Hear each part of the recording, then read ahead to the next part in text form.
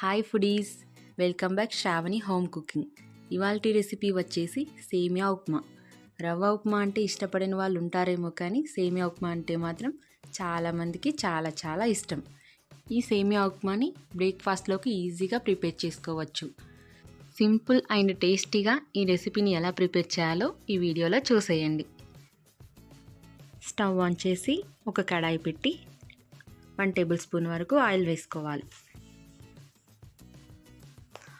Oil కొద్దిగా heat అయిన తర్వాత 1 గ్లాస్ వరకు సేమియాను వేసుకుంటున్నాను. ఈ సేమియాను 3 నుంచి 4 నిమిషాల పాటు లైట్ గోల్డెన్ కలర్ వచ్చే వరకు సన్న మంటపైనే వేయించాలి. ఇలా వేయించడం వలన ఉంటలు ఉంటలుగా కాకుండా పొడి పొడిగా చాలా రుచిగా ఉంటుంది ఈ సేమియా ఉప్మా. లైట్ గోల్డెన్ కలర్ వచ్చిన తర్వాత ఈ సేమియాను ఒక ప్లేట్లోకి తీసి పక్కన పెట్టుకోవాలి. ఇలా పక్కన పెట్టుకొని అదే ప్యాన్లోకి 2 టేబుల్ స్పూన్ వరకు ఆయిల్ వేసుకొని తాలింపు గింజలను వేసుకోవాలి. ఆవాలు, జీలకర్ర, శనగపప్పు, మినపప్పును యాడ్ చేసుకుంటున్నాను. కొన్ని కరివేపాకులను కూడా యాడ్ చేసుకోవాలి. ఇది కాస్త ఫ్రై అయిన తర్వాత కొన్ని జీడిపప్పులను వేసుకుంటున్నాను. ఒక ఆనియన్ని సన్నగా చిన్నగా కట్ చేసి వేసుకోవాలి. ఈ ఆనియన్స్ని 1 మినిట్ వరకు ఫ్రై చేసుకోవాలి.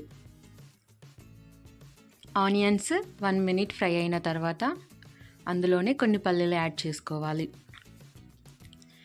4 నుంచి 5 పచ్చిమిర్చీలను పొడవుగా కట్ చేసి వేసుకుంటున్నాను. ఒక క్యారెట్ని, కొన్ని బీన్స్ని సన్నగా కట్ చేసి వేసుకుంటున్నాను. ఈ తాలింపు మొత్తాన్ని 2 నుంచి 3 నిమిషాల పాటు కొద్దిగా ఫ్రై అవ్వనివ్వాలి. ఇది కాస్త ఫ్రై అయిన తర్వాత ఇందులోనే 1 టేబుల్ స్పూన్ సాల్ట్ వేసుకొని కొద్దిగా పసుపు వేసుకోవాలి. 1 నిమిషం పాటు కలుపుతూ ఫ్రై చేసుకోవాలి. ఈ తాలింపు మొత్తం కాస్త ఫ్రై అయిన తర్వాత నేను 1 గ్లాస్ వరకు సేమియాని తీసుకున్నాను. అందుకోసం 1.5 గ్లాస్ వరకు వాటర్ని వేసుకోవాలి. మీరు 2 గ్లాసుల సేమియాని తీసుకుంటే 2.5 గ్లాస్ వరకు వాటర్ని వేసుకోవాలి. ఎందుకంటే సేమియాను వేయించడం వలన వాటర్ ఎక్కువ తీసుకుంటుంది కాబట్టి. ఈ వాటర్ మొత్తాన్ని మరిగించిన తర్వాత వేయించిన సేమియాను కూడా వేసుకొని కలిపేసుకోవాలి. దీన్ని ఒకసారి కలిపి 4 నుంచి 5 నిమిషాల పాటు కుక్ అవ్వనివ్వాలి.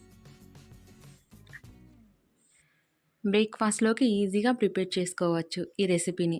మీ పిల్లలకు ఈవినింగ్ టైంలో కూడా ఈజీగా ప్రిపేర్ చేసి ఇవ్వచ్చు. ఈ రెసిపీని మీరు ట్రై చేసి ఎలా వచ్చిందో కామెంట్ రూపంలో తెలియచేయండి. మీకు ఈ వీడియో నచ్చినట్టయితే లైక్ చేయండి, కామెంట్ చేయండి, సబ్స్క్రైబ్ చేసుకోవడం మర్చిపోకండి.